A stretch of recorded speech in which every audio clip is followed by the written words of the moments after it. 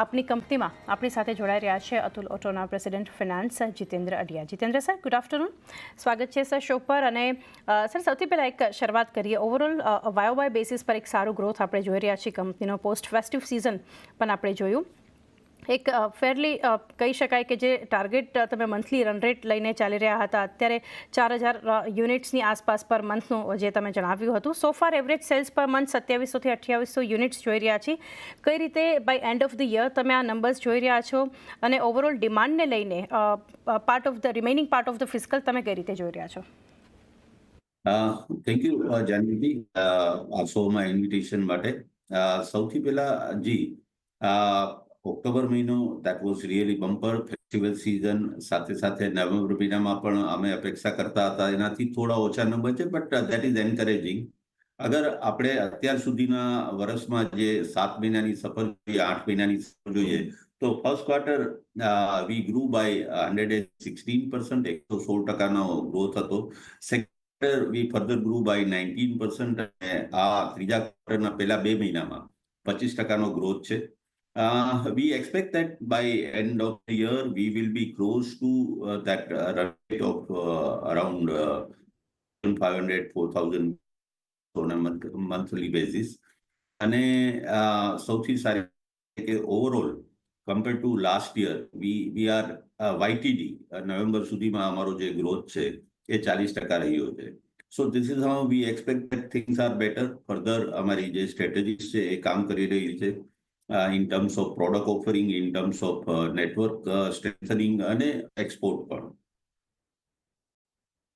અને sir Jitendra sir, આની પહેલાં પણ આપણે ઘણી વાર ચર્ચા કરી છે, ત્યારે તમે FY25 જ્યારે નંબર્સની વાત કરી છે, તમે જણાવ્યું છે કે it will be better than FY24.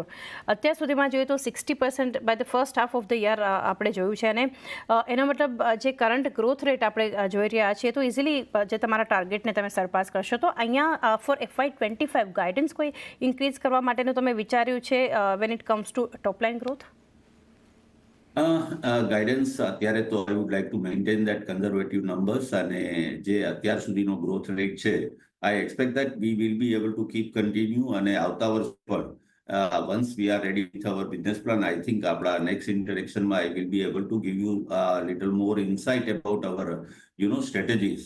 પરંતુ અહીંથી જો અગર આપણે જોવા જઈએ તો Atul auto three wheeler specialist છે, સંપૂર્ણ પ્રોડક્ટ રેન્જ સાથે વી આર ઓલ સેટ, સાથે જે એક્સટર્નલ ઇકોનોમિક ફેક્ટર પણ છે એ પણ ફેવરેબલ છે. We started expanding in a domestic market. I am happy to share with you approximately 40 જેટલા ડીલર અમે નવા એપોર્ટ કરેલા છે. Obviously, there were few non-performing dealer who have exited from the network. સાથે સાથે એક્સપોર્ટ માર્કેટથી પણ સારો પોઝિટિવ રિસ્પોન્સ મળી રહ્યો છે. Electric વ્હીકલમાં we have L3, L5 બંને કેટેગરીના વ્હીકલ છે. I'm sure the next year it is definitely going to remain exciting for Atul Auto Limited. Definitely sir.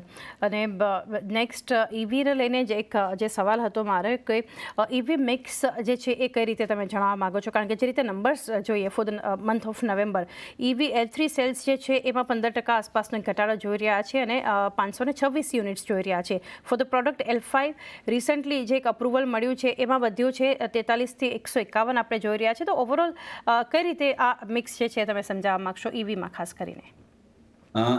કેટેગરીના વ્હીકલની વાત કરીએ તો હજી પણ વર્ષ પૂરું થતા આઈ એક્સપેક્ટ જે ગેપ છે that will be reached. Number અને વોલ્યુમ વધશે. We are identifying some distributors, કારણ કે પ્રોડક્ટ વેચવાના જે રૂલ્સ છે that is little different.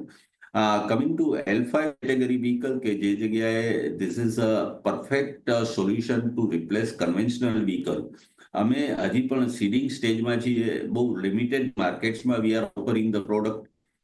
V expect that PM E-Drive જે અપ્રુવલ છે એ બહુ નજીકના ભવિષ્યમાં અમારી પાસે આવી જશે. ત્યાર પછી we will be offering this vehicle at various dealerships. અને વી એક્સપેક્ટ આવતા વર્ષે we will have a complete growth plan.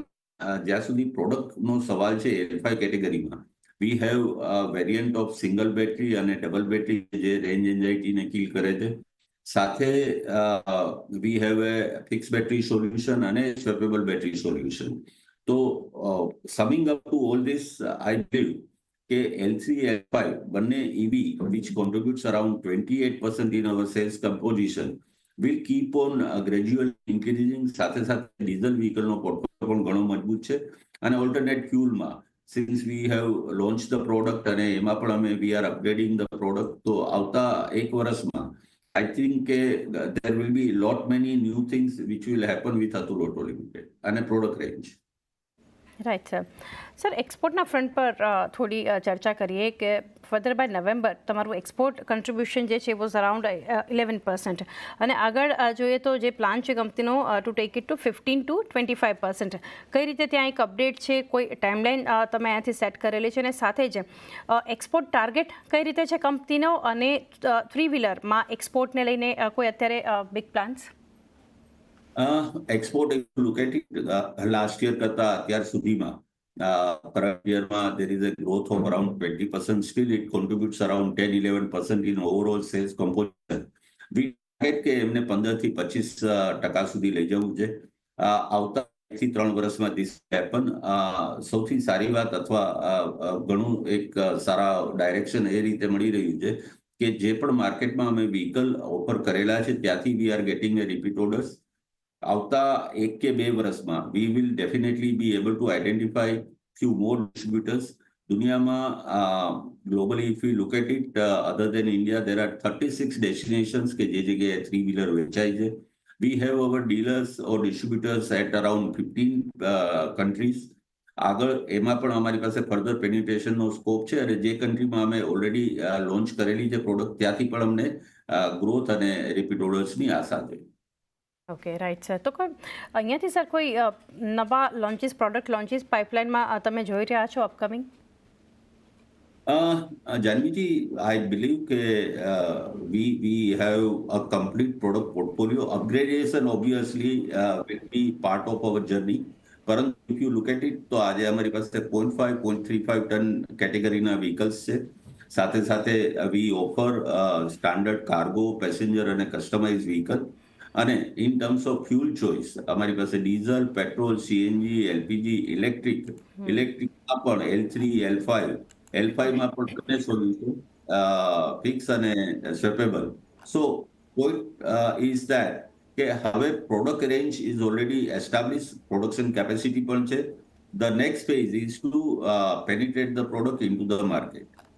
Okay right sir. Sir last couple of questions. એક તો માર્જિન્સના ફ્રન્ટ પર જે રીતે અત્યારે પ્રોડક્ટ મિક્સ જોઈ રહ્યા છીએ, જે રીતે એક હાયર કેપેસિટી યુટિલાઇઝેશન છે, તો આ વર્ષ માટે કઈ રીતે માર્જિન્સ પર તમે આઉટલુક શેર કરવા માંગશો? Margin profile if you look at it પાછલા વર્ષની કમ્પેરિઝનમાં આ વર્ષે ઇમ્પ્રૂવ થઈ છે અને ગોઈંગ ફર્ધર કારણ કે ઘણી મોટી કેપેસિટી છે, જેમ યુટિલાઇઝેશન વધશે I expect that it is likely to improve. On front of commodity price, since it is stable, I believe that it is definitely be beneficial for the industry. EV particular વાત કરીએ તો lithium ion prices are dropping, તો એ પણ અમને benefit આપશે. અહીંથી I expect top line અને bottom line બંનેમાં વી એક્સપેક્ટ ફર્ધર ગ્રોથ અને બેટર ઇમ્પ્રુવમેન્ટ. અને જીતેન્દ્ર સર લાસ્ટલી જાણીએ, લાસ્ટ ટાઈમ નેટવર્ક સાથેની જ્યારે તમારી ચર્ચા હતી તો તમે જણાવ્યું હતું utilization level of Ahmedabad unit 60 to 70%. કઈ રીતે અહીંયા અત્યારે એક અપડેટ શેર કરવા માંગશો? Still it is at around 70% overall. We look at it, Ahmedabad plant has got capacity of 5,000 vehicle on annual basis. We were able to sell 3,800 last month, October મહિનામાં. નવેમ્બરમાં obviously we had some holidays, દિવાળીના કારણથી holidays હતી. પણ overall જોવા જઈએ તો yes, it is at satisfactory level. Now what we expect is that we will start utilizing Rajkot plant capacity maybe next year or આવતા વર્ષના સેકન્ડ હાફમાં. ઓકે, તો ઘણી ચર્ચા સર કરી જીતેન્દ્ર સર.